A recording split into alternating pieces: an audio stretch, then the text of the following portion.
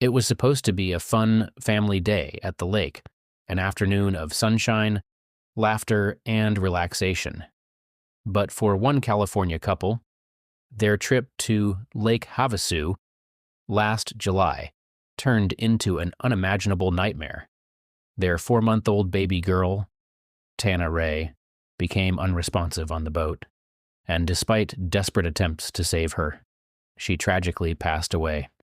Now, months later, Arizona, prosecutors are facing a difficult decision. Should the parents, Matthew and Alyssa Raboli, face criminal charges for their daughter's death? This case is heartbreaking, not just because of the devastating loss of an infant, but because of the legal and ethical questions it raises. At its core, this is about accountability. Was this simply a tragic accident, or was it negligence that led to a child's death?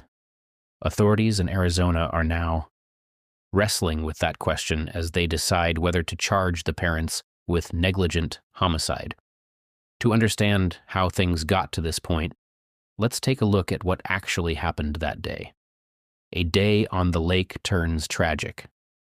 On July 5th, 2023, Matthew and Alyssa Raboli, a married couple from California, were out on Lake Havasu in Arizona with their infant daughter, Tana Ray. The day was scorching hot. Temperatures soared to nearly 120 degrees Fahrenheit, prompting the National Weather Service to issue an excessive heat warning across the state. At some point in the late afternoon, around 5 p.m., Alyssa put Tana Ray down for a nap after breastfeeding her. She was reportedly wearing damp clothing and placed under a covered section of the boat with a fan blowing on her, seemingly an attempt to keep her cool in the blistering heat. But not long after, the parents briefly went into the water to swim. When they returned, they found their daughter unresponsive, with blood coming from her nose and clear fluid from her mouth. A desperate attempt to save her life. Panicked, the family immediately called for help and began performing CPR on the boat. EMTs arrived within minutes and continued resuscitation efforts, rushing Tana Ray to Lake Havasu Regional Medical Center before she was later transferred to Phoenix Children's Hospital. Despite multiple rounds of CPR and doses of epinephrine, doctors were unable to save her. She was pronounced dead before midnight. An autopsy would later confirm what many feared. Tana Ray died from heat-related complications.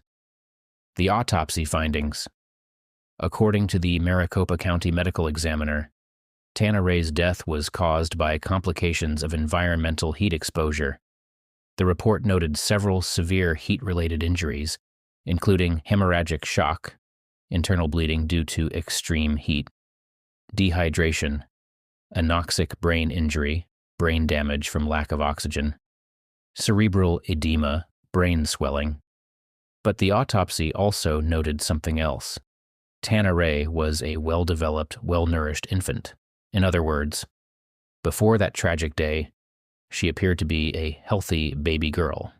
This raises the ultimate question: should the parents be held criminally responsible for their baby's death? The legal dilemma: negligence or tragic accident. The Mojave County Sheriff's Office forwarded the case to prosecutors for review of potential negligent homicide charges. If charged, Matthew and Alyssa could be held legally responsible for failing to protect their child from a preventable danger, the extreme heat